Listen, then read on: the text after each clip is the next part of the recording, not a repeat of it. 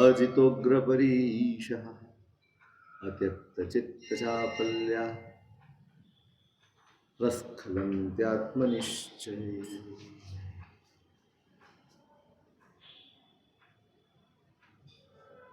સંકલ્પ વગર આત્મકલ્યાણના રસ્તે ચાલી નથી શકાય.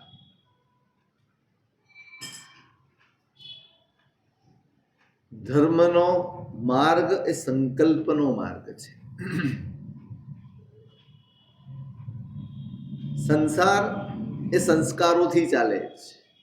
અનાદિકાળનો અભ્યાસ છે અને એ અભ્યાસ આપણને દોરી રહ્યો છે, આપણને ચલાવી રહ્યો છે, આપણને પ્રેરી રહ્યો છે. એ સંસ્કારોને બદલવાના છે. રમત ગમતી હોય અને એમાંથી ભણવા તરફ વળવું હોય તો બહુ મહેનત પડે છે. દુકાને નિવૃત્ત થયા પછી પણ 4 કલાક બેસી શકાય, કારણ કે વર્ષોનો અભ્યાસ છે. પણ નિવૃત્ત થયા પછી એક સામાયિક કરવું હોય ને તો બહુ અઘરું પડે છે, કારણ કે અભ્યાસ નથી. બદલવાનું છે અને બદલવા માટે સંકલ્પ બહુ જરૂરી હોય છે. પણ મહાપુરુષ એમ કહે છે કે સંકલ્પ ટકતા નથી, સંકલ્પમાં દ્રઢ રહી શકાતું નથી અને એના કારણોની તપાસ કરવી. 3 કારણો આપ્યા છે કેમ કોઈ માણસનો સત્સંકલ્પ ટકતો. એ જાણતો નથી, એ સમજતો નથી, એને કરવાની ઈચ્છા નથી. ના, આ કારણો નથી હોતા. મોટા ભાગે આપણે વ્યવહારોમાં છે ને આ દ્રષ્ટિએ જોતા હોય. કોઈએ ના કર્યું હોય આપણે તરત કહીએ એની દાનત જ નથી ને, એને કરવું જ નથી ને, નહીં તો કરવું હોય તો વાંધો શું આવે. બધી વખતે આવા કારણો નથી હોતા. પણ બ્લેમ કરવું હોય, ઉપાય કરવો છે, એ સમસ્યાના મૂળ સુધી જાય. આક્ષેપ કરવો છે એ માત્ર બહારની પરિસ્થિતિ જોઈને આક્ષેપ કરે. અહીંયા મહાપુરુષ મૂળ સુધી જાય છે. કેમ નથી કરતો? ભાઈ, આટલું પ્રવચન સાંભળવા આવો છો, પૂજા કરવા જાઓ છો, સામાયિક કરો છો, અવસરે અવસરે તપશ્ચર્યાઓ તમે આરાધો છો, જે ક્રિયા કરવાની હોય ક્રિયા કરો છો, બધું જ કરો છો. આપણે બધું જ કરીએ છીએ અને છતાંય નિષ્ફળ જઈએ છીએ તો ક્યાંક તો કારણ હશે ને, કંઈક તો ગડબડ હશે ને. હવે અમે કહી દઈએ તમારે કરવું જ નથી, કાંઈ કામ નથી આખો દિવસ, છતાંય કહીએ છીએ સામાયિક નથી કરતા. પણ કેમ નથી કરતો? એ જી કરવા સુધી પહોંચાડવું હશે તો નહીં કરવાના મૂળ કારણ સુધી પહોંચવું પડશે. નહીં થવાના મૂળ કારણ સુધી પહોંચશે. આપણે મૂળ કારણોની તપાસ કર્યા વગર માત્ર આક્ષેપબાજી કરીએ છીએ. જ્ઞાની હોય ને એ મૂળ પકડે. દુખાવો થાય તો પેન કિલર કોઈ પણ દવાની દુકાન વાળો આપી દે. ડાક્ટર સીધી પેન કિલર આપે ખરો? ડાક્ટર શું કરે? દુખાવો થયો છે, માથું દુખે છે, પેટ દુખે છે કે કંઈ પણ શરીરમાં દુખાવો થઈ રહ્યો છે તો એનું મૂળ શું છે? દુખાવો દબાવી દેવો સહેલો છે, પણ દુખાવાનું મૂળ પકડવું બહુ. જ્ઞાનીઓ મૂળ પકડે છે.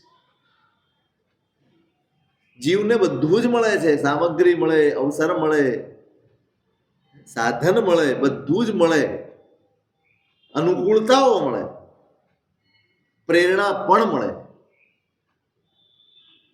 અને છતાંય એને કરવાનું મન નથી થતું, અથવા કરે ન કરે એના જેવી સ્થિતિમાં રહેતો હોય તો શું છે? કેમ આવું? જ્ઞાની મૂળ સુધી પહોંચે ને એ કરુણા કરે, અને જે મૂળ સુધી નથી પહોંચતો એ દ્વેષમાં ઘસડાઈ જાય છે, એ તિરસ્કાર તરફ ખેંચાઈ જાય છે. જોયું? આટલી વખત કીધું, કઈ અસર થાય છે? એકે દિવસ દેરાસર આવવાનું મન થાય છે, એકે દિવસ સામાયિક કરવાનું મન થાય છે, નહીં, દીઠ થઈ ગયા છે. તિરસ્કાર આવે, દ્વેષ આવે, પણ મૂળ કારણ જ્ઞાનીઓ કેમ કરુણા કરી શકે છે? જ્ઞાનીઓ માત્ર પ્રવૃત્તિ નથી જોતા, પ્રવૃત્તિના મૂળ સુધી પહોંચે છે. આ કેમ નથી કરતો, અથવા આવડું કેમ એને કરવાનું મન થાય છે?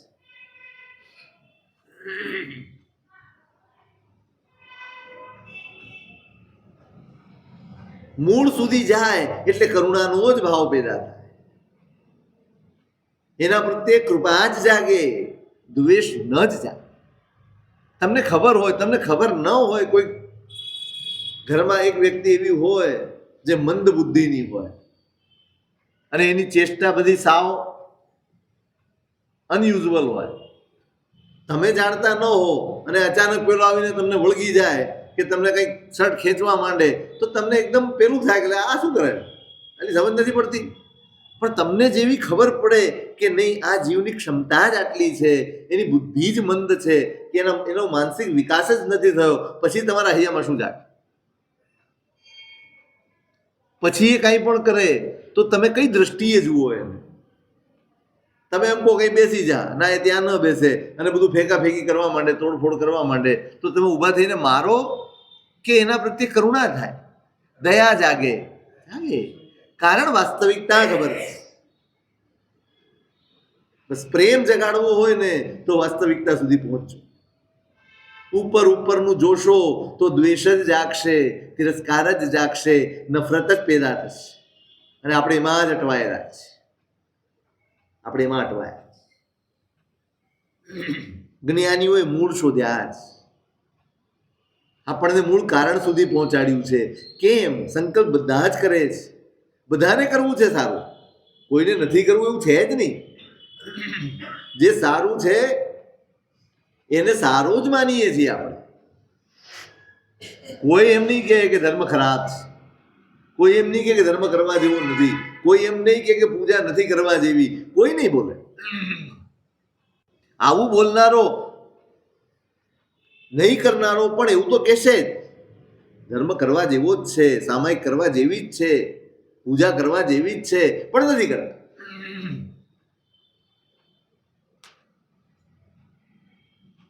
કારણ શોધો, કારણ શોધો. જ્ઞાનીઓએ કારણ શોધી આપ્યા છે. સંકલ્પ કરીએ, સમજીએ, જાણીએ, પ્રેરણા મળે અને ઉત્સાહ જાગે અને સંકલ્પ થાય, અને છતાંય થોડા વખતમાં એ બધું જ વિખરાતું હોય એવું લાગે, એ તરત જ એમાંથી હટી જવાતું હોય એવું લાગે. શું કારણ છે? 3 કારણો આપ્યા છે. અનિરુદ્ધાક્ષ સંતાન. પેલું કારણ આપ્યું, ઇન્દ્રિયોનો નિગ્રહ કર્યો નથી, ઇન્દ્રિયોને પોતાના કાબુમાં લીધી નથી. હજી એમાં સુખનો અનુભવ થાય છે.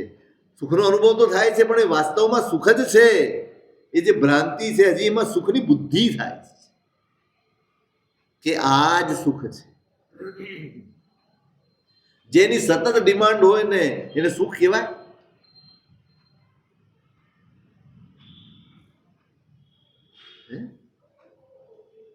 જે સતત ડિમાન્ડ થયા કરે, હજી હજી હજી હજી હજી, અને તમે આપ્યા કરો, તો એને સુખ કહેવાય?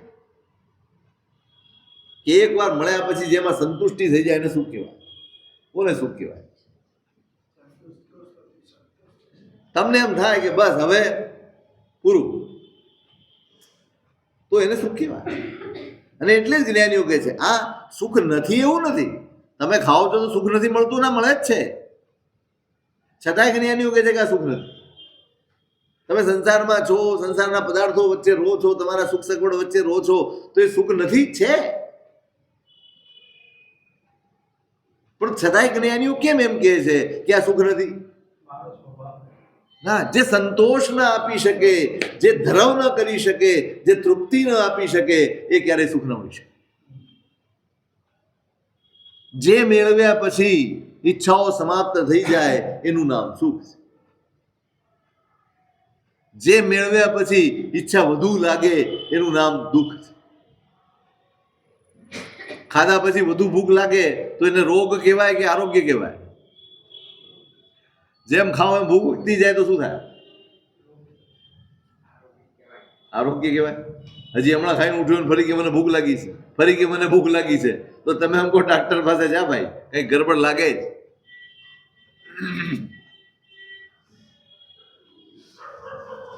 એને એમ ન કહેવાય બહુ સારું થઈ ગયું, તમે હવે ખવાય છે. હે? હા, ભૂખ ઉઘડી છે.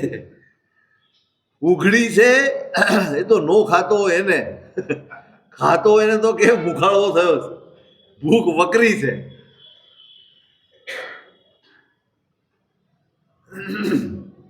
હજી ઇન્દ્રિયોમાં સુખ બુદ્ધિ છે, હજી એના પ્રત્યેનો લગાવ છે, માટે એને એનો કાબુ નથી. એવું નથી કે તમારે જોવાનું નથી, એવું નથી કે તમારે સાંભળવાનું નથી, એવું નથી કે તમારે ખાવાનું નથી, એ રોકવાનું નથી. ઇન્દ્રિયો અને પદાર્થો એના સંબંધને તમે રોકી નથી શકવાના. તમે જોવાનું અટકાવી નથી શકવાના, તમે સાંભળવાનું અટકાવી નથી શકવાના, તમે બોલવાનું કે ખાવાનું અટકાવી નથી શકવાના, કશું જ નથી કરી શકવાના. રોકવાનું શું છે? ઇન્દ્રિયોને જીતવી હશે તો ખાવાનું બંધ કરવું હશે? ઇન્દ્રિયોને જીતવી હશે તો શું આંખ બંધ કરીને ચાલવું પડશે? શક્ય નથી. ઇન્દ્રિયો જીતવી હશે તો શું સાંભળવાનું બંધ કરવાનું છે? નહીં. આ બધું જ ચાલુ હોય અને અનુરાગ ન હોય, બસ આજે જ વિજય કોને કહેવાય? સામે હોય અને છતાં રાગ ન જાગે, એનું નામ જય છે.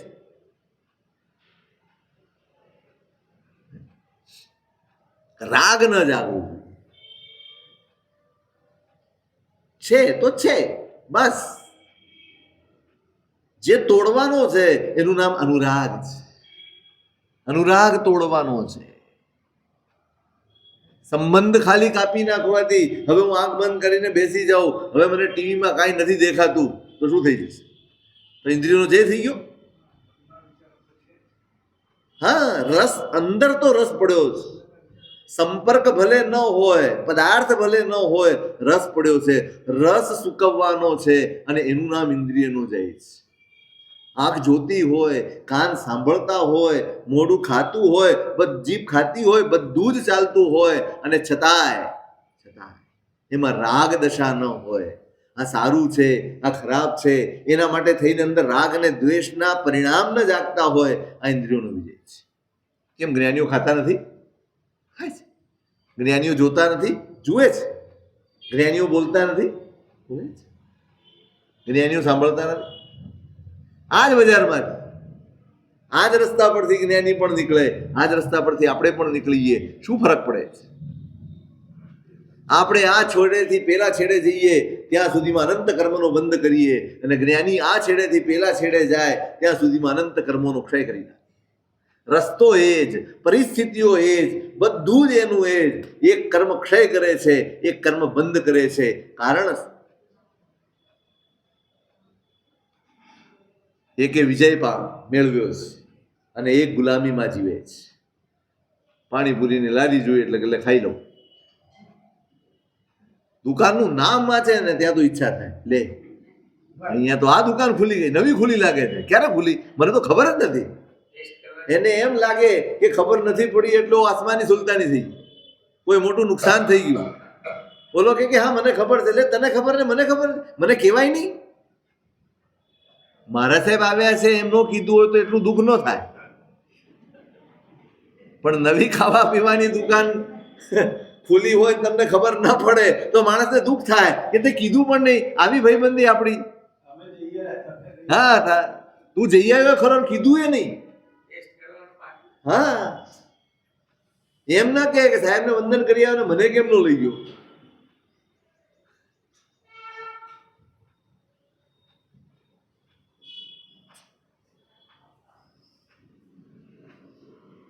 કર્મ બંધાય. કાંઈ તમે દરેક દુકાનમાં ખાવા નથી જવાના, તમે દરેક વસ્તુઓ લેવાના પણ નથી.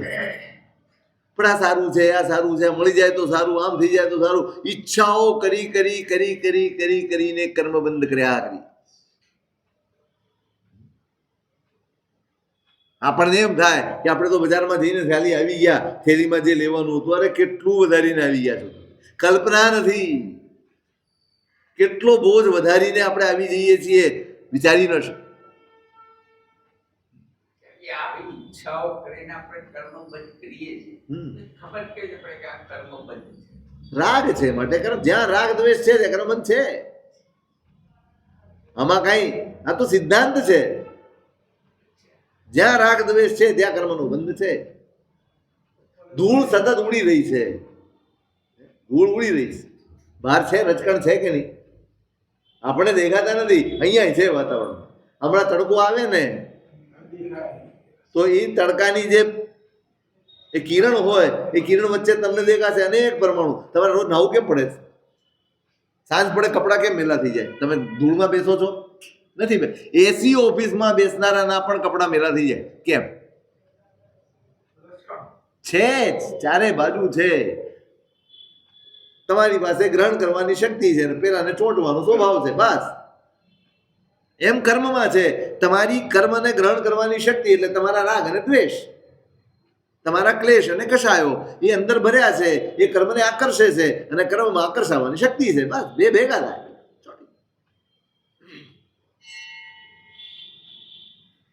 એક નિર્લેપ ભાવે નીકળી જાય છે. કોઈ અસર કરતું નથી, કશું જ અસર કરે નહીં. કેમ? મેં કાલે કહ્યું, અનુરાગ બદલાયો છે, મહત્વ બદલાઈ ગયું છે. આજ સુધી આ પદાર્થોનું મહત્વ હતું, આજ સુધી મારી ઈચ્છાઓનું મહત્વ હતું. હવે મારી આત્માનું મહત્વ છે. હવે મારો આત્મા મહત્વપૂર્ણ છે. હવે એને નજરમાં રાખીને મારે જીવવાનું છે. બસ આ જ છે ધર્મ. આત્માને નજરમાં રાખીને જીવવું, એનું નામ ધર્મ છે.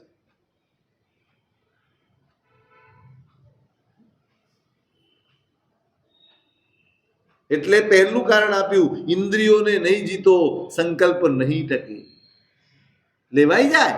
વ્યાખ્યાનમાં જોરદાર પ્રેરણા કરી હોય, આમ ઉત્સાહ જગાડી દીધો હોય, સંગીત વાગતા હોય, પ્રેરણા જાગે એવા પ્રસંગો કહેવાતા હોય, અને એકદમ અંદરથી જાગે, હવે તો ગુલાબજાંબુ ખાવા જ નહીં. ઊભા થઈ જાઓ. હવે એમાં બસો ઊભા થયા હોય તો આપણે ઊભા થઈ જઈએ ઉત્સાહમાં. આવો, આવી જાઓ. નહીં સાહેબ, હવે નહીં, હવે તો જોઈએ જ નહીં. અને એવા બધા દાખલા આપ્યા હોય ને કે અંદર બધો ઉભરો આવ્યો હોય. સમજણ અને ઉભરો બંનેમાં ફરક છે. ઉભરો આવ્યા પછી સમજણ ન આવે તો ઉભરો ઠરી જતા વાર લાગતી નથી. અને આપણે લઈ લીધો, પદગાળ લઈ લીધું, અને બને છે જ એવું. કાયમ બને એવું. અને જોજો, જે જ્યારે પણ તમે કોઈક નિયમ લેશો ને એ જ ક્ષણે કસોટી આવે, ત્યારે જ આમંત્રણ આવે, તમે ત્યારે જ કોકનું તેડું આવે. અને આપણા મનમાં થોડા સંકલ્પ વિકલ્પ થાય, ખાલી આટલી ઉતાવળ કરવા જેવી નહોતી, થોડુંક વિચાર્યું હોત તો સારું થાય.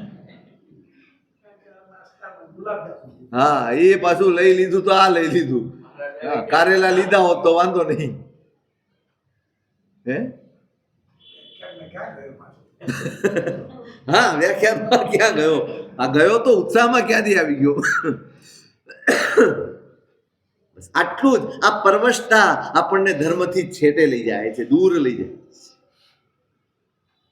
એટલે જો ધર્મમાં સ્થિર રહેવું છે, સંકલ્પમાં ટકી રહેવું છે, તો પહેલું કામ ઇન્દ્રિયોને વશમાં કરવાનું. તમારા અનુરાગની દિશા બદલવાની છે. ધીમે ધીમે, એકદમ નહીં આવી જાય, એકદમ આત્માનો અનુરાગ નહીં જાગી જાય. રોજ રોજ તમારે એને વધારવાનો, રોજ રોજ એમાં ઉમેરો થવો જોઈએ. જ્યારે જ્યારે પણ આવી ઈચ્છાઓ થાય, જ્યારે જ્યારે પણ મન વિચલિત થાય, ત્યારે ત્યારે આત્માને આગળ લાવીને તમારે વિચારવાનું કે ભાઈ, આના માટે જીવવાનું છે, આના માટે નહીં. આત્મા માટે જીવવાનું છે, આ શરીર માટે નહીં. આત્મા માટે જીવવાનું છે, આ મન માટે નહીં. આત્માને સાચવવા અને એને નિર્મળ કરવા આ ધર્મ મળ્યો છે, ને આ પુરુષાર્થ મળ્યો છે, કે આ ભાવ મળ્યો છે. આ બધું ખાવા પીવા મોક્ષો પૂરું કરવા નહીં. તમારી જાતને તમે કહેશો તો જ તમે માનશો. હું કહીશ ને તમે માનો છો, એ મારો ભ્રમ પણ છે ને તમારો ભ્રમ પણ છે. દરેક વ્યક્તિ પોતાનું જ કહ્યું કરે છે. એ જ વસ્તુ છે. તમે જાગતા રહો, તમે તમારી જાતને સતત ટોકતા રહો. તમે છોકરો ચાલતો હોય ને તમારી આંગળી પકડીને તમે સતત સૂચન આપતા હો, જોઈને ચાલજે, જોઈને ચાલજે, જો ખાડો આવ્યો, જો ફલાણું આવ્યો, જો ઢીકણું આવ્યો, જો બસ આવે છે, જો સ્કૂટર આવે છે, જોઈને ચાલ, આમ ચાલ, તેમ ચાલ, સતત સૂચન કરો છો. બસ એ રીતે તમે તમારી જાતને સૂચન, આ કેળવણી છે, આ ઘડતર છે, આ શિક્ષણ છે, આ કરવાનું.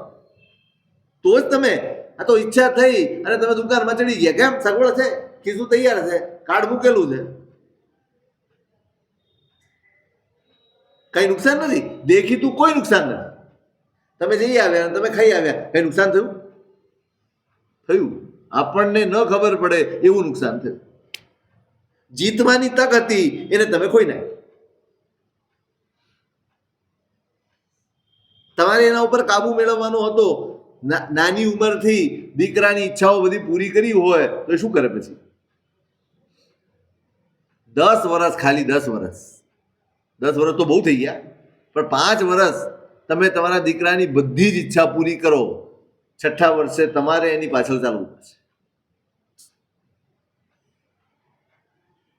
જોયા છે આવા દાખલાઓ? પછી મા બાપ જે સંતાપ વેઠે, જે દુઃખ વેઠે, માનતો જ નથી, આમ નથી, પણ પહેલેથી લાડ કર્યા છે તો એના પરિણામ તો ભોગવવા જ પડે. જો 5-7 વર્ષ સુધી ઈચ્છા પૂરી કરો અને છોકરો વંઠી જતો હોય કે તમારા કયામાં જ ન રહેતું હોય, તો અનાદિકાળથી આપણે તો આપણા મનની ઈચ્છાઓ પૂરી જ કરતા આવ્યા છીએ. એમ માનો છો કે એમને તો આપણા કયામાં આવી જશે?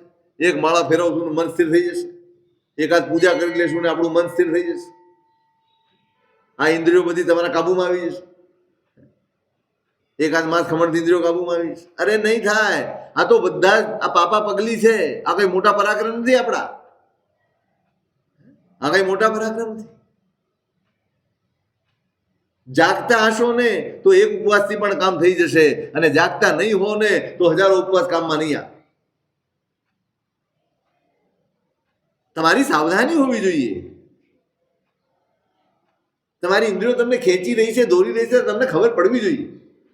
તમે અહીંથી જતા હો ઓફિસે અને તમારો ડ્રાઈવર ગાડી ચલાવે છે, રોજ જવાનો રસ્તો છે, એ જરાક રસ્તો બદલે તો તમે શું કરો?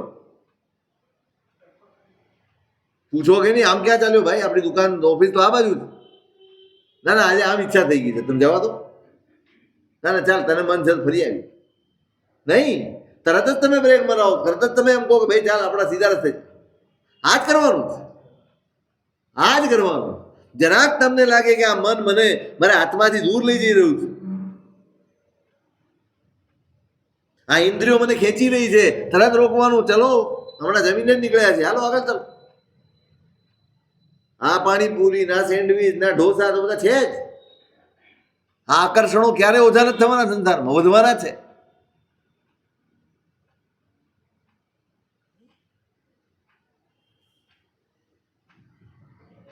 સમ્યક જ્ઞાન એ છે જે ગુલામીમાંથી મુક્ત કરે, અને વિજ્ઞાન એ છે ગુલામીના સાધન ઊભા કર્યા. શું કર્યું વિજ્ઞાને? ગુલામી વધારી કે સ્વતંત્રતા વધારી? સાચું કે? બાહ્ય દ્રષ્ટિએ નહીં વિચારતા, આપણી પોતાની અંદરની દ્રષ્ટિએ વિચારો. વિજ્ઞાનથી ગુલામી વધી છે કે સ્વતંત્રતા વધી છે? જે બી હોય, દરેક સાધનો પ્રવશ થઈ ગયા છે. લોકો કલાકો ગેમમાં કાઢી નાખે છે, કલાકો. આમ બેઠો બેઠો રમ્યા જ કરે, રમ્યા. કઈ સૂઝતું જ નથી એને કે જીવન કઈ છે નથી, જીવનનું કોઈ મૂલ્ય નથી, જીવનનું કોઈ મહત્વ નથી, જીવન પ્રત્યે કોઈ જવાબદારી. બસ ટાઈમ છે, કરો, ખોલો અને બેસી જાઓ. આ પ્રવસ્થા છે. અને એવા ટાઈમે કોઈ આવી ગયું તો બરાબર તમારી ગેમ જામી હોય અને ધર્મલાભ એમ અવાજ આવે તો, અને પોઝ કરવાની વ્યવસ્થા ન હોય એમાં ગેમમાં, હા આજે અત્યારે જ થઈ જાય એક ક્ષણ માટે. કોણ કરાવે છે? આ તમારો ભાવ નથી. બરાબર સમજો, તમારો આ ભાવ નથી, પણ આ પરવશતા એ તમારા પરિણામને પણ અવળા કરી. તમે ખરાબ નથી, તમારા પરિણામ પણ ખરાબ નથી. બગાડ્યું કોણે? આટલા ભાવથી ઓરાવનારો માણસ, જીદ કરીને ઘરે લઈ આવનારો માણસ આ સ્થિતિમાં હોય અને અચાનક એને એમ થાય, અરે યાર 2 મિનિટ મોડા આવ્યો, એને નથી બોલાવવું એવું ને. પણ આટલા પરિણામ બગડ્યા એનું કારણ શું છે? આ પરવશતા, આ ઇન્દ્રિયોની પરવશતા. આ કરાય મમ્મણને શું થયું? કેટલા ભાવથી ઉરાવ્યું. આજે માંડ માંડ વર્ષો પછી સિંહ કેસરિયા મોદક આવ્યો છે. દરેક માટે સુલભ ન હોય એવા કિંમતી વસાણા એમાં નાખ્યા હોય. અને એ જ દિવસે ગુરુ ભગવંત પધાર્યા છે. તપસ્વી મહારાજ છે, માસક શ્રવણના તપસ્વી છે, પારણું છે. આમ આંખે આંસુની ધારે ઓરાવ્યું છે. ઉત્તમ જીવ છે, અહો ભાવથી ઓરાવ્યું છે. 2 આવ્યા, બંને ઓરાવી દીધા છે. અને આમ ધન્યતા અનુભવે છે. કેવો ધન્ય છું, મારો અહોભાગ્ય કેવો. અનુમોદના કરે છે પોતાની. દરવાજા સુધી મૂકવા ગયો, મારા સાહેબ જઈ રહ્યા છે, અનુમોદના કરે છે જોતા જોતા. અને પેલા ડોસી બાજુવાળા શું છે, કેમ આમ ધન્ય થઈ ગયું આજે હું. ક્યારેય ન મળે આપણા ઘરમાં, ક્યાંથી હોય આવું બધું. એમાં આજે આવ્યું અને એમાં ગુરુ મહારાજનો લાભ મળ્યો. તમે ચાખ્યું? તમે ચાખ્યું? અરે ભલા, આપણે તો જિંદગીભર ખાધું છે. આ લાભ ક્યાંથી? અરે પણ થોડુંક તો ચાખવું. મેં તો ખાલી સૂંઘ્યું ને, એમાં તો મને 32 કોઠે દીવા થઈ ગયા. એવી અદ્ભુત સુગંધ છે એની. ધીમે ધીમે ધીમે સલવલાટ ઊભી કરી. ડોસી પીછો છોડે એવી નથી. તમારું બગડે એવું હોય ને, ત્યાં એક ક્ષણ વધારે ઊભા રહો તો તમે તમારું બગાડી દેશો.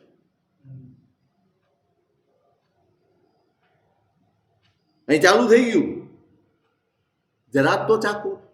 જુઓ તો ખરા, ડબ્બામાં કંઈક તો પડ્યું હશે, એકાદ દાણો, એકાદ કણ પડ્યો હશે. ચાખો તો ખરા.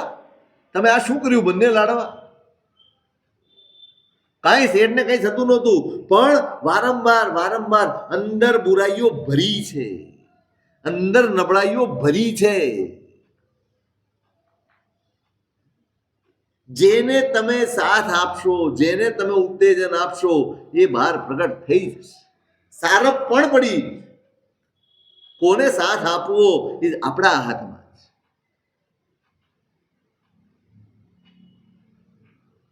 કઈ નહીં, આટલું કહે છે તો ચાખી આવો. જોયો ડબ્બો, 1-2 હોય, કણ પડ્યા, બસ જીભ ઉપર કણ પડ્યા અને આખી પરિણતિ બદલાઈ ગઈ એક ક્ષણમાં. અરે આવા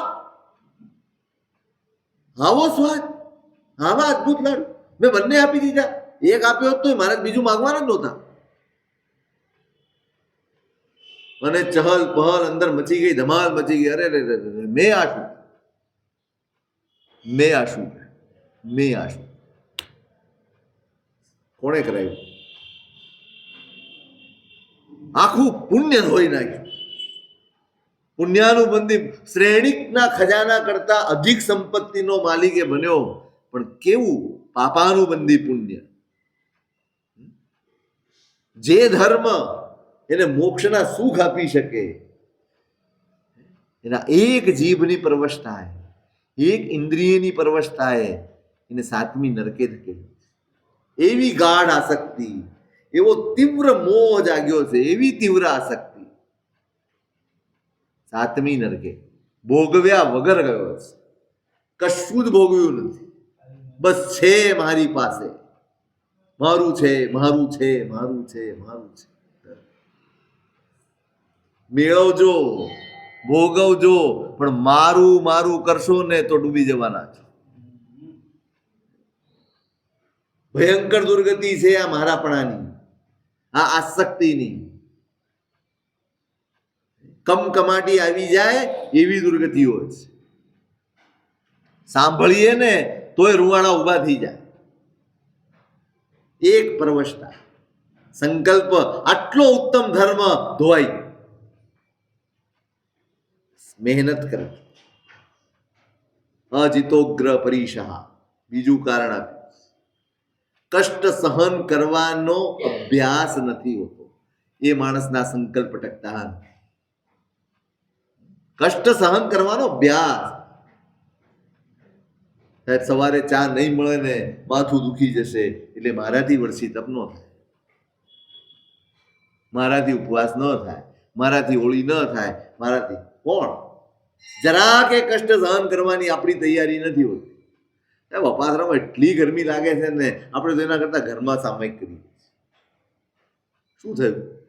ઘરમાં સામાયિક કરો, કેટલું મન સ્થિર રહે?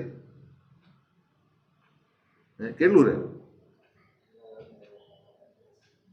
ઘરમાં 10 વાના ચાલતા હોય, કઈ કે કામ ચાલતા હોય, પછી શું આપણે વચ્ચે ડબ કરીએ એટલે ઘરવાળા સમજે એક છોકરું પધરાવી દે એટલે આને હાચો, સામાયિકમાં બેઠા છો ને આને રમાડો, એટલે સામાયિક થાય ને પેલાને રમાડાય ખરું ને આપણો ટાઈમ પાસ થઈ જાય.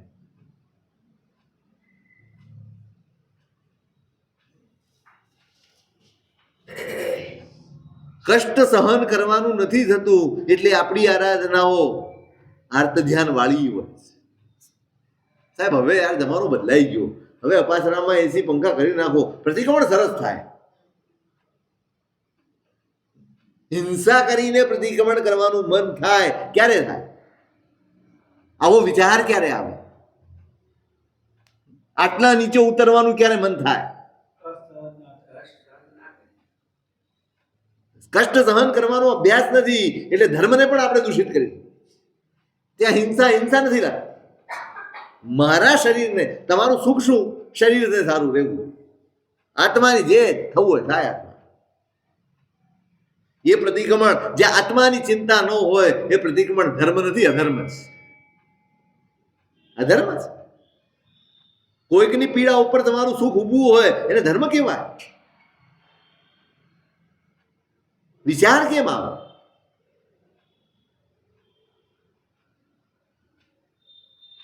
અભ્યાસ પાડો. અભ્યાસ. દરેક નાની બાબતે ફરિયાદ કરવાની ટેવ છોડો. કેટલી ફરિયાદ આખા દિવસમાં ક્યારેક નોંધ કરજો, આપણે ફરિયાદ કેટલી કરીએ છીએ?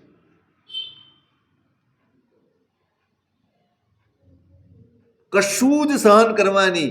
હું વારંવાર કહું છું, પુણ્ય આપણને નબળા પાડ્યા છે.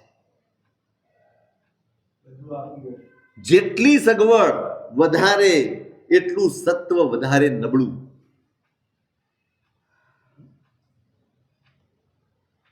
આપણે સામાન્ય ગરમી સહન ન કરી શકીએ. 40-42 ડિગ્રીની ગરમીમાં મજૂરો કામ કરે છે, એમના દીકરાઓ સડક ઉપર હસતા હસતા રમે છે, એકે ફરિયાદ વગર. કારણ અવકાશ જ નથી. કોને ફરિયાદ કરે? એમની પાસે તો ફરિયાદ કરવાનું એ પુણ્ય નથી.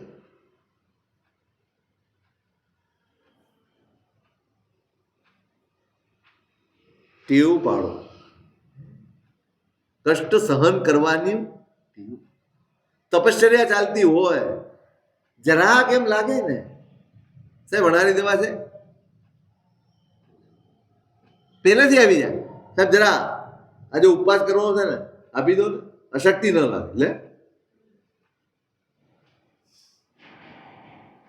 ગમે ત્યારે હોસ્પિટલમાં જાય, સાહેબ બાટલો ચડાવી દો, સુઈ જાય સીધા જઈને, સાહેબ ચડાવી દો, ઉપવાસમાં કરાવી દો. પછી અમને પૂછે ડોક્ટર સાહેબ આ કયું તપ, આ કેવું તપ? દોષ લાગે છે, નુકસાન થાય છે, કંઈ જ નહીં વિચારવા. તપ ભાંગે છે, તપના ભાવ નબળા પડી ગયા છે, કોઈ જ ચિંતા નહીં, પૂરું કરવું છે.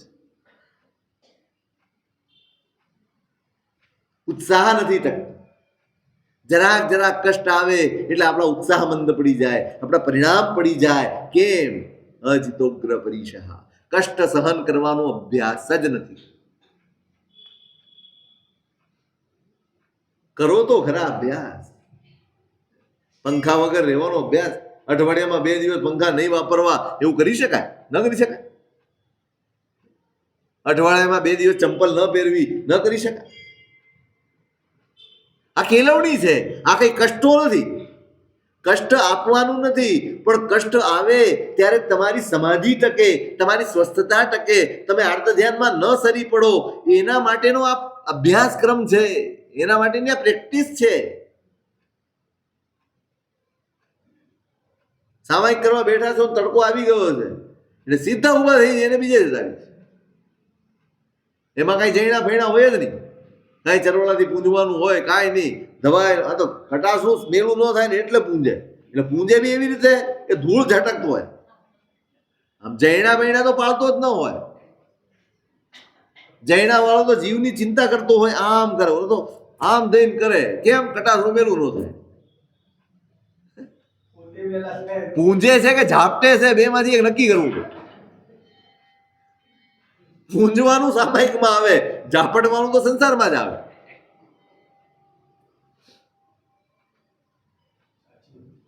પણ તે વખતે એવો વિચાર ના આવે, તડકો આવ્યો છે ને, અનાયાસ આવી ગયો છે, બેસીએ જોઈએ તો ખરા શું કષ્ટ પડે છે, શું તકલીફ પડે છે. 5 કલાકની વાર છે સામાયિકમાં, તો બેઠો છું, શાને માટે હલું? આટલી સ્થિરતા ન કેળવી શકાય મહારાજ? આટલા કષ્ટમાં જો હું શુભ ભાવ ન રાખી શકતો, તો આવતીકાલે મને કંઈ થશે તો હું કેવી રીતે પરિણામ ટકાવીશ? આજે કષ્ટ સહન કરવાનો અભ્યાસ નહીં કર્યો હોય, જ્યારે ઘડપણ આવશે ત્યારે સિવાય કષ્ટ કાંઈ નહીં. આંખે દેખાતું નહીં હોય, કાને સંભળાતું ન હોય, એ ન સંભળાય ને એના વાંધા બહુ હોય. એટલે 2 જણ સામે વાત કરતા હોય એટલે બાપડો અંદરથી ખલખલ ખલખલ થયા કરે. શું વાત કરતા? એમાં જો એની તરફ જોઈ લે તો ગયો કામ. મારી જ વાત કરે, પૂછે શું? ના ના કાંઈ નથી પપ્પા. જોયું, જૂઠા જ બોલે. સતત સંકલ્પ વિકલ્પો થાય, આ બધા કષ્ટો આવવાના જ. સંભળાશે નહીં, જોવાશે નહીં, ચલાશે નહીં, આ બધું નહીં થાય. તમને એમ લાગે છે કે 60 વર્ષ સુધી કરેલો ધર્મ તમને તે વખતે સહાય કરશે? તમારા શુભ પરિણામ ટકશે? આર્ત ધ્યાનમાં જશે છેલ્લી અવસ્થાઓ, અને કરેલું બધું જ ધોવાઈ જશે. પ્રેક્ટિસ કરો, અભ્યાસ કરો, કશું કામ નહીં આવે. અભ્યાસ પાડો. શરીર છે તો કષ્ટ એની સાથે જોડાયેલા છે. શરીર છે તો તકલીફો રહેવાની જ. સંસાર છે તો સમસ્યાઓ રહેવાની જ. સંસાર અને સમસ્યા બેને જુદા પાડી શકાતા જ નથી. સમસ્યાઓ દૂર કરવાની મગજમારી કરવા કરતા સમસ્યાઓને સહન કરવાની શક્તિ વધારે, સમજણપૂર્વક એમાંથી પસાર થવાની કેળવણી મેળવો. એ કાંઈ નથી થતું આપણે.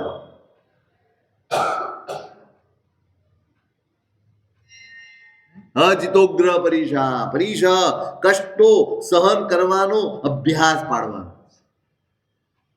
જગ્યા ઓછી છે, બધા બેઠા છે. તમને ગમતા માણસ બંને બાજુ બેઠા હશે ને તો તમે આમ બેસી શકશો, તો કષ્ટ નહીં લાગે. અને એકાદ ખસ ખસ જગ્યા નથી કરતો, પોળો થઈને બેઠો થાય કે ન થાય? ત્યાં કષ્ટ.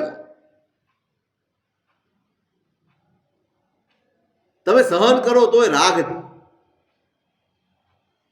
ધર્મથી નહીં. ધર્મથી સહન કરો ને તો નિર્જરાય થાય, રાગથી સહન કરો તો કર્મ બંધાય.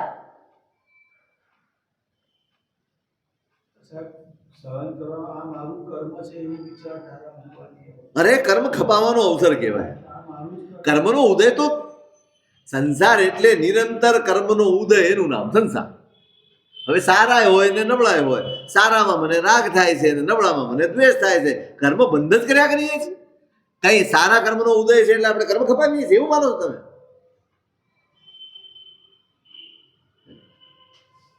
સારા કર્મનો ઉદય હોય એટલે આપણને એમ થાય બધું સરસ ચાલે છે ને? નહીં, રાગ ઘૂંટાય છે, આ બધું ગમે. એ ક્યાં ખબર પડે? જ્યારે થોડીક પરિસ્થિતિ આમ તેમ થાય ને એટલે મનમાં સળવળાટ થાય, આર્ત ધ્યાન થાય, હાય હાય આમ થઈ ગયું, હાય હાય તેમ થઈ ગયું. ત્યાં ખબર પડે કે આ સારી પરિસ્થિતિ એ રાગની પરિસ્થિતિ હતી ને એમાં પણ આપણે કર્મ જ બાંધ્યા. કર્મનો ઉદય નિરંતર ચાલે એનું નામ જ સંસાર છે. અને ત્યાં સતત સમતાનો અભ્યાસ, એટલા માટે તો ધર્મ છે. કર્મનો ઉદય, શુભ કર્મનો ઉદય ચાલે ત્યારે રાગથી બચવાનું છે, અશુભ કર્મનો ઉદય ચાલે ત્યારે દ્વેષથી બચવાનું છે. સતત બચવાની મથામણ આ જ તો ધર્મ છે. શું આત્માને સાચવી લેવાનો છે ભાઈ. એક તરફ રાગની પરિસ્થિતિ, એક તરફ દ્વેષની પરિસ્થિતિ, એમાંથી સમભાવ સાધીને બહાર નીકળી જવું, આ જ ધર્મ પુરુષાર્થ છે. બે જ પરિસ્થિતિમાં જીવીએ છીએ આપણે, કાં રાગની કાં દ્વેષની. સમત્વની તો કોઈ પરિસ્થિતિ છે જ નહીં. એક ગમે છે ને એક નથી ગમતું, બસ બે જ ભાવ છે.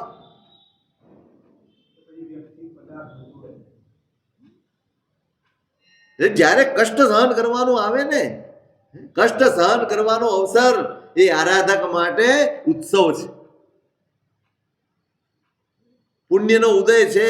આમે ક્યાંક કર્મ ખપાવવાનો અવસર મળવાનો જ નથી. એમાં હું કષ્ટ સહન કરું, થોડી આવી તકલીફ, શરીરમાં કોઈ તકલીફ આવી, કોઈ ઉપાધિ આવી ગઈ સંસારમાં, મનમાં કંઈક ટેન્શન આવી ગયું, નહીં, શાંતિથી પસાર થઈ જવું છે, સહન કરી લેવું છે. આ જ અવસર છે જ્યારે સમજણપૂર્વક હું આ પસાર કરી શકીશ, આ કર્મબંધને તોડી શકીશ. એવું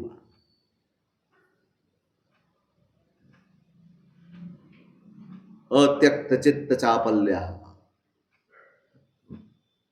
ચિત્તની ચંચળતાને માંથી જે મુક્ત નથી થયો એ પણ સંકલ્પમાં ટકી શકતો નથી. આ ત્રીજું કારણ. ઇન્દ્રિયોને પણ જીતવાની છે, કષ્ટ સહન કરવાનો અભ્યાસ કરવાનો છે, અને ચિત્તની ચંચળતાને રોકવાની છે. ઘણી વાર એમ થાય, માળા ફેરવીએ છીએ ત્યારે બહુ વિચારો આવે છે, સામાયિક કરીએ ત્યારે સંસારની જ વાતો યાદ આવે છે. એના કરતા સાહેબ ન કરીએ તો સડો છે, સડો છે, ફોડકી થઈ છે, પાકી ગઈ છે, અને ફૂટી જાય તો શું નીકળે? પછી શું કરવું જોઈએ? સૂકવી દેવું જોઈએ કે નીકાળી દેવું જોઈએ? શેમાં વધારે લાભ?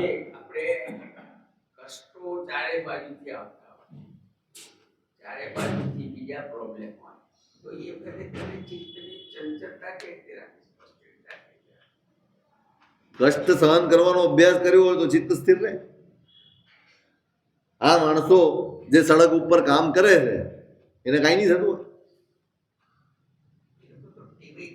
બસ આજ તો કહું છું, આપણે ટેવાયા નથી, આપણે સતત સગવડ શોધીએ એટલે દુઃખી થઈએ.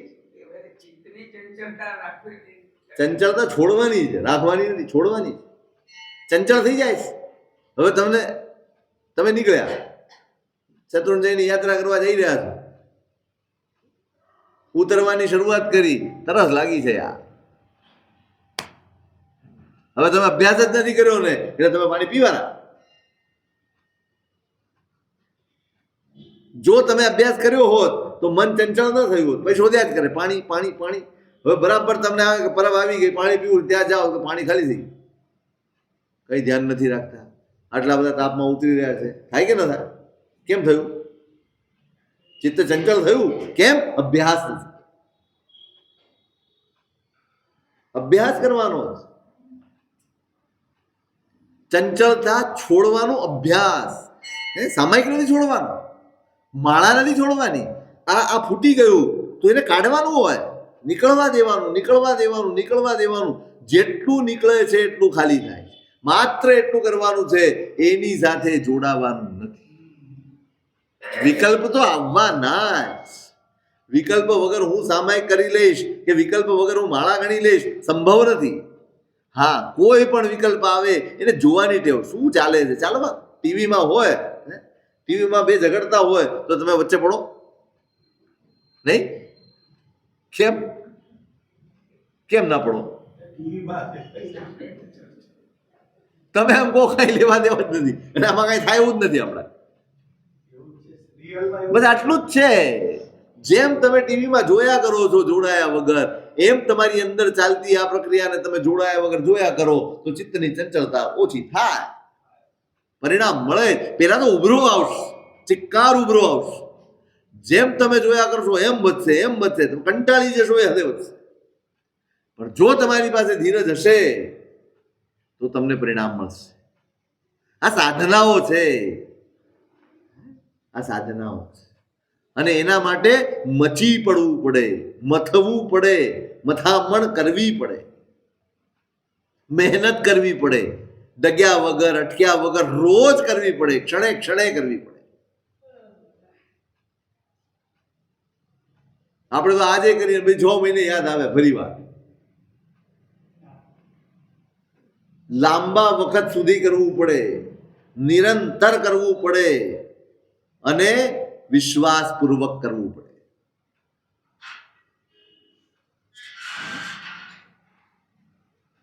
ધર્મના કામમાં એવું નથી. આપણું સંસારના દરેક કામમાં આવું છે.